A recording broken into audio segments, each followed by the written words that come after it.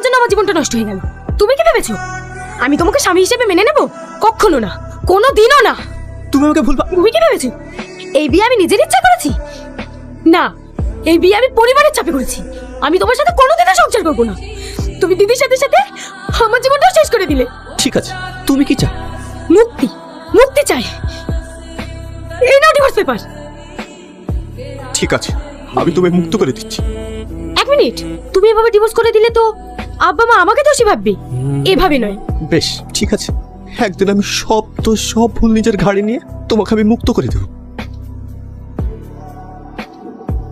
ভয় নেই, তোমাকে আমি স্পর্শ করব।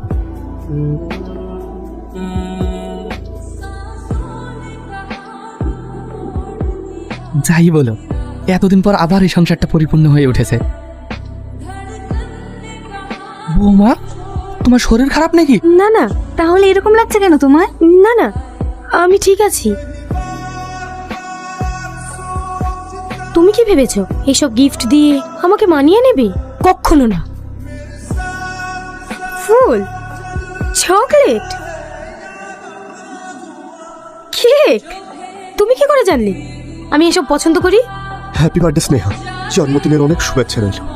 তোমার দিদির মুখ থেকে শুনেছিলাম তুমি এগুলো পছন্দ করো। যদি কোনো ভুল করে থাকি, আই এম সো সরি। দেখ দেখ কে আসছে। শালা, জীবন তো এখন ওর। এই একটা বউ মরতে মরতে আর একটা বিকেলে চলে এসছে।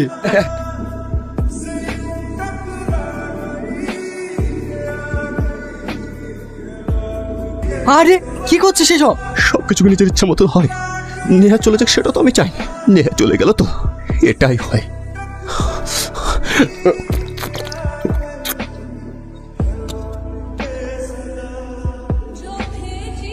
তোমাকে বলেছিলাম না তুমি খুব অল্প দিনে মুক্তি পেয়ে যাবা। রাহুল, রাহুল, রাহুল, এসো নেহা, এসো, এসো, এসো, এসো। নেহা, নেহা, তুমি আবার আমাকে ছেড়ে চলে গেলে নেহা। তুমি বিশ্বাস করো, আমি তোমাকে ছাড়া ভালো নেই। জানো নেহা, আমাকে সবাই ভুল আছে।